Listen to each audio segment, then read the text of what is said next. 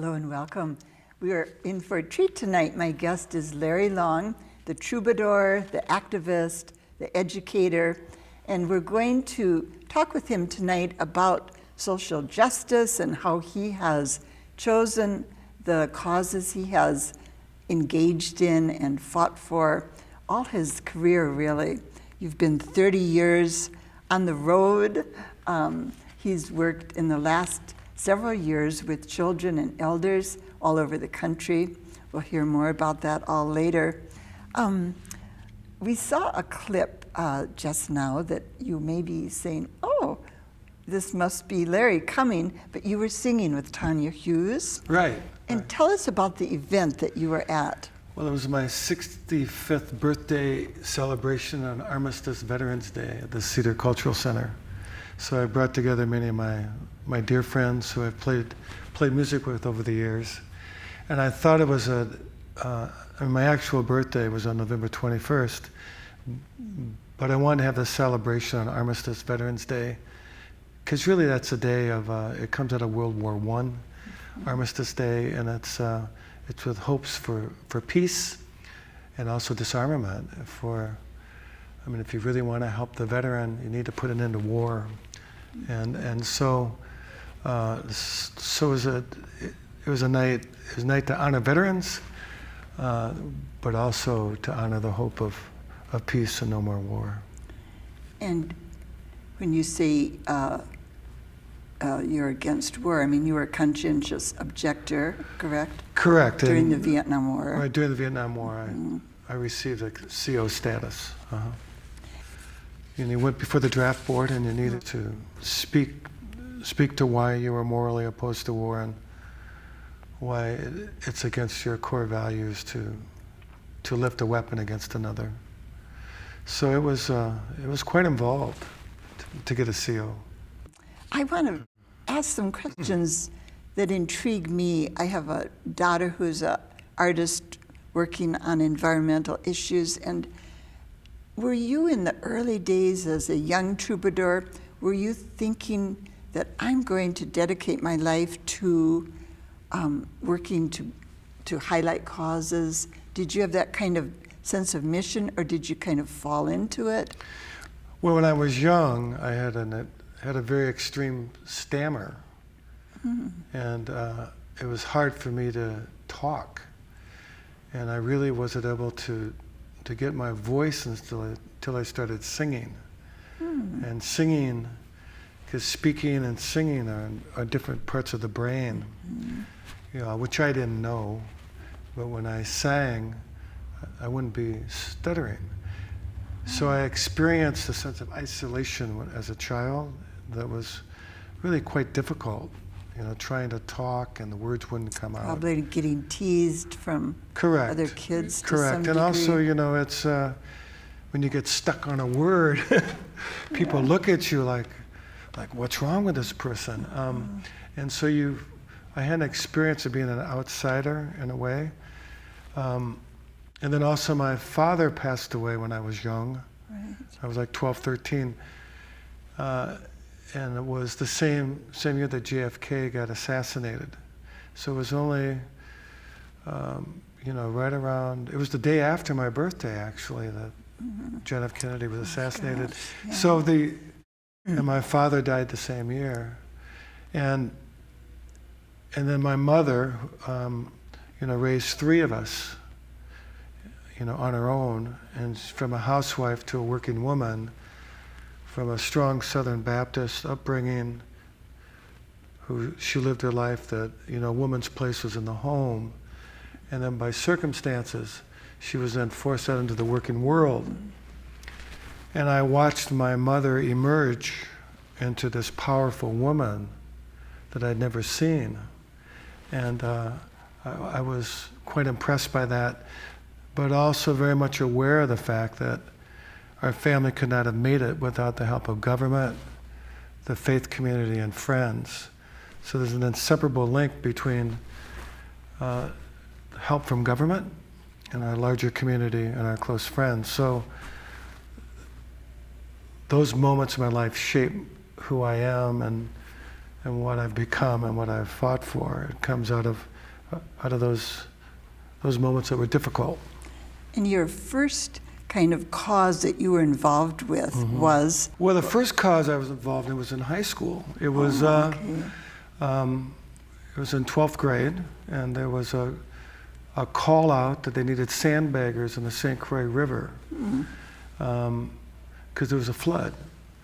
And so some of my fellow classmates rented a U-Haul and said, "Who wants to come and help sandbag along the St. Croix?" Sounded kind of exciting, and so right? 100 of us went out into this U-Haul, and the principal said, "If you go, you're going to get kicked out of school." And we said, "Well," and we went anyway. And then we got to this town on the St. Croix, and they needed every one of us, and we helped save that little town. But when we came back to school, the principal kicked the organizer out, and we had a sit-in. And then and the principal said, "If you continue this, you're going to all be kicked out of school." But then the governor heard about it, called up, well, the mayor of the town called up the governor called the principal, and we were all brought back into school. And so that's when I realized at a young age that there is power and strength and numbers if you're doing the right thing for the right purposes. So would you say that you chose actively the causes you've gotten into all these years, or how would you describe? Because there are so many things we could focus on. You know, one thing you know from children who've lost a parent at a young age, you have a hard time imagining yourself living beyond the years. Right. And in my case, my father passed away at 33. So I lived my life hard and fast, and like a bullet. And I just, so in high school, I read Woody Guthrie's Bound for Glory. And in some ways, we had parallel traumatic, childhood experiences. And that book changed my life in a good way. And I said, this is what I want to do. And so, I hopped freights, I hitchhiked, I traveled around with a fiddle player. With your guitar. With my guitar, and we sang in VFW halls, and we sang in American Legions, on street corners, at toll booths, anybody that would listen to us. And we were really living the life of Woody Guthrie, Cisco Houston, and Seeger. And when one has those experiences, the people that take you in, you begin to build allegiance for. And those are the working class people. They were veterans, farmers, and laboring folk. And around that time is when I heard about the power line struggle in central Minnesota. And we were That's where I first identify you. And that's how I got connected with the power line, because my friend Fiddlin' Pete and we were circling through the West, and we came back to Minnesota, heard about the power line, and we organized a benefit in St. Cloud for them, which we found out was the first benefit held for them outside of Pope County. And I wrote a song called Pope County Blues based upon headlines in the newspaper. The farmers loved the song, and they asked me to record it, which I did, and it was released as a single. And it became sort of an underground hit in Minnesota. So this was an evolution in a sense that you were not planning.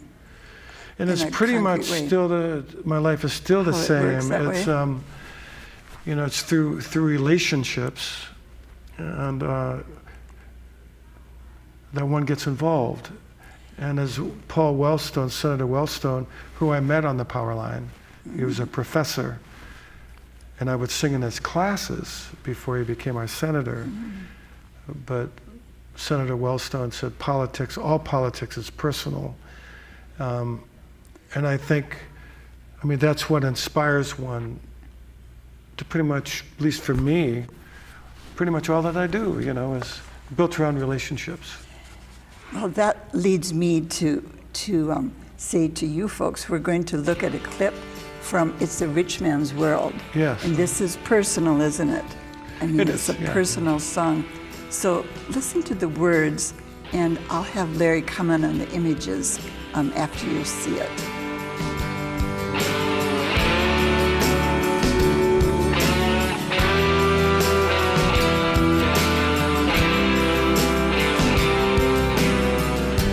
When I was a child, I was raised to believe. My mother told me, son, it's good to practice humility. Now that I'm older, it's compete. Everybody wants me to play that game. Lord knows I'm going crazy now. I'm looking for a change. Living in a rich man's world. Living in a rich man's world. Living in a rich man's world. Living in a rich man's world. With the morning paper in my hand, with the headlines reading, we got trouble across this land. With myself standing, I've got no income. Riding on the L train through the South Chicago slums. Living in a rich man's world. Living in a rich man's world.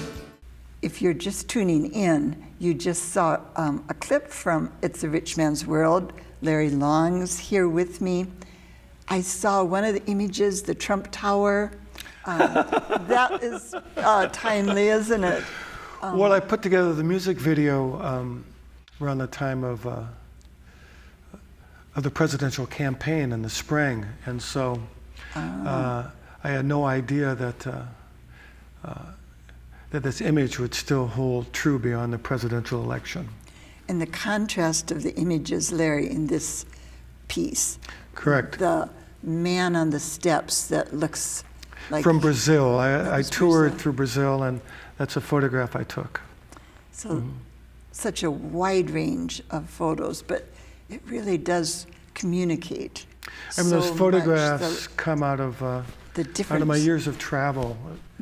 Actually, within that short clip that we just saw, that takes you all the way from Brazil to Russia to the farm movement, to Black Lives Matter in North Minneapolis, to the tar sands. So they all come out of my archives.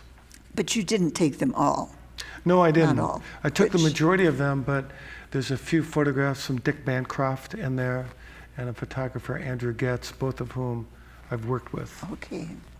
And the next CD I want you to think about and look at is Honoring Men of Color. And this was something you did with the kids up in North St. Paul at what school? It was in Minneapolis, North Minneapolis, at Lucy Laney. Okay. Oh, yes, I said St. Paul, but Lucy Laney, Lucy Laney's school. The best inspiring part to me was when he basically was talking about him just being proud from all the white folks calling him the N-word. So sharecropping, it always got reminded me of slavery. It's another way of keeping people in bondage, you know. David Branch, he told us about how his life was when he was in high school, middle school, and stuff like that. And he told us how to get through the struggle without making a fight. Make my own decisions and create my own destiny for myself, okay? Now, I don't know if I was necessarily conscious of that, but I know that those experiences help motivate me to do better and to achieve, okay? And to really, really push myself. Find people in your life who can lift you up and be humble and realize that they have something you don't have and you can learn from them. And if each and every one of you will find people like that in your life, you'll find yourself succeeding, and you'll find that other people will want to associate with you for the very same reason. Just briefly tell us about this project, because it's a win-win kind of a formula. Well, when I lost my father, my grandfather became a surrogate for me. And I realized through that the importance of intergenerational relationships. So we created Elder Wisdom Children's Song. And the process is to bring in elders into the classroom to serve as mentors and role models for children so they have a foundation to build a life upon. And I realized through the years of actually close to 30 years of doing this work that as a white man, there's limitations I have in terms of really facilitating critical discussion within communities of color. So Lucy Laney is unique because we were honoring specifically men of color, and I brought in artists of color, like Toki Wright, a very renowned hip-hop artist, and Jeremiah Bay, who's the son of Congressman Ellison. Julia Sewell, who does this incredible work around spoken word. So they were the artist, and I essentially help support them in doing the support of bringing in these elders from within the community, so and then these the young men kids can get have. to interact very one-on-one, don't they? Or It's profound what happens. It's such a strong validation of community. and validating both the elders and the hopes of the kids. Well, what happens is, after these interviews, which you saw, the students write songs and they do narrations, and they give the stories back to the elder. And at the end of this residency, the elders then thank the young people for the gift they gave them to validate their lives. So it's both about the elders and the youth. And when you bring them together, we have community, yes. So. And community is one of your big words, isn't it? Yeah. And you've not only done that here, you've done it all over the country in various I have it around the places. world. I did it in South Africa. Oh, did you too? Yeah. Scotland. Okay, yeah, really all around the world. The world is a jar that you hold in your hand. So don't be a follower and make your own plans. It's difficult to go from a boy to a man, but there's a lot of challenges you have to understand. The world is a jar that you hold in your hand. So don't be a follower and make your own plans. What would you say, Larry, has been, or can you pick a cause that's been the one that meant the most to you in terms of the personal connection? Well, the world is divided between, I believe, love and fear. And it depends on what part of ourself we cultivate. And if one chooses to cultivate love and not fear, and fear connects to anger and rage and actually racism and abuse. And so I would say it's love is the greatest cause. That's a big cause. And out of love comes hope. And you know yourself that when you try to do good for others, that you're also doing good for yourself. Right. And it's this cycle, this nourishment. Right. And but in terms of life-changing, I would say, working with the farmers, which led me into working with the First Nation people, the indigenous people.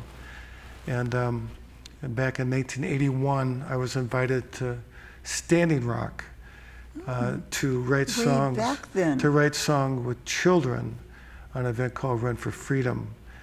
And it was the first time that I, as a white male, had been within a community of difference than I, and where I didn't have that privilege anymore.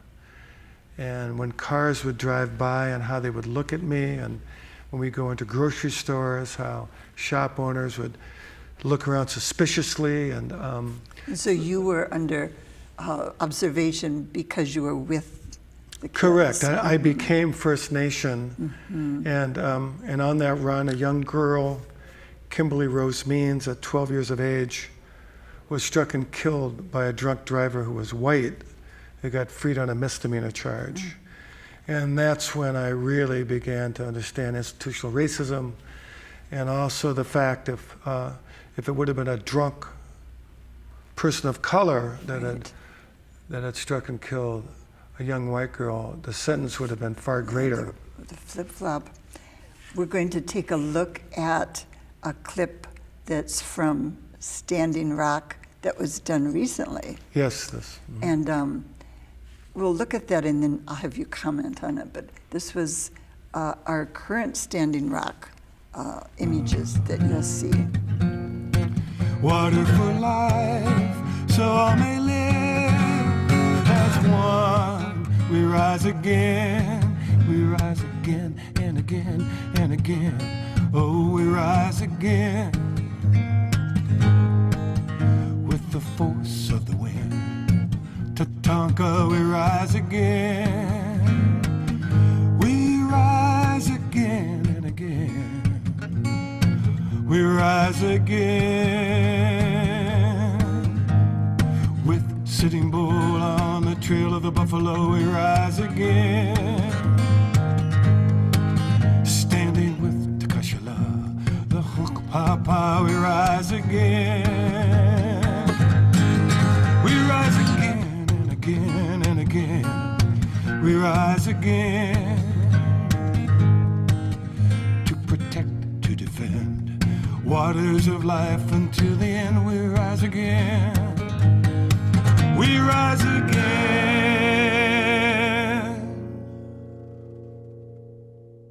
Some of those images I thought were so powerful, Larry. I mean, it's kind of shocking. And a lot of them I did not see online. I did not see in our papers.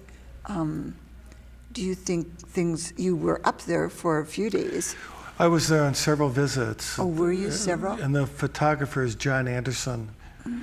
He's a local photographer. Who did a great job. Yeah, yes. Do you think it was underreported, understood? Well, one must understand that Standing Rock really came out of Black Lives Matter.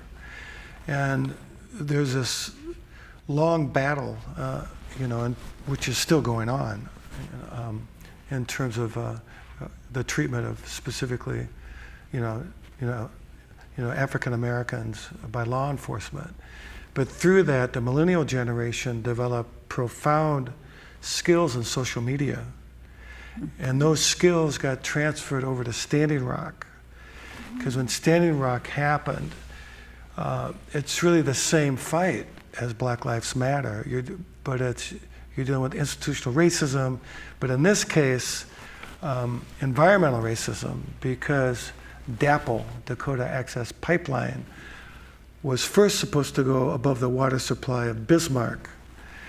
But the people of Bismarck, predominantly white, did not want it because it was going to potentially contaminate the water supply.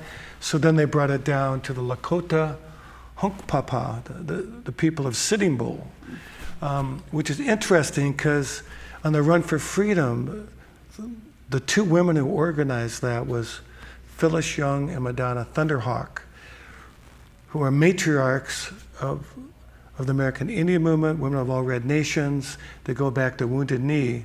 These women are leaders in this battle to stop this pipeline. Still.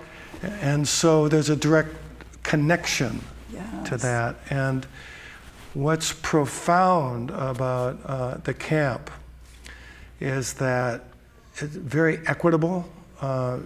Young women, young men, chopping wood together and leadership roles together. We know about Standing Rock because of the social media skills of the millennial generation that, in spite of the fact that it was overlooked by dominant media, That's a good point. people from around the world have contributed and helped. So we learned about Standing Rock really on November 21st when a young white girl, Sophia, got struck by a concussion grenade. They ripped her arm apart, and a young Dene woman, Vanessa, who was blinded by a rubber bullet, and it shocked the world that law enforcement, including Hennepin County, who had sent law enforcement there, had done this to really our children in below zero weather, where over 200 people had hypothermia from the water hoses. The people of Standing Rock call it the deep north compared to the deep south of the civil rights movement. Well, we could talk a long time about this and your involvement. We're out of time, Larry, but No! we've got to leave the fascinating issues here. But thank you so much for coming down. We're going to end with you and Tanya singing some more.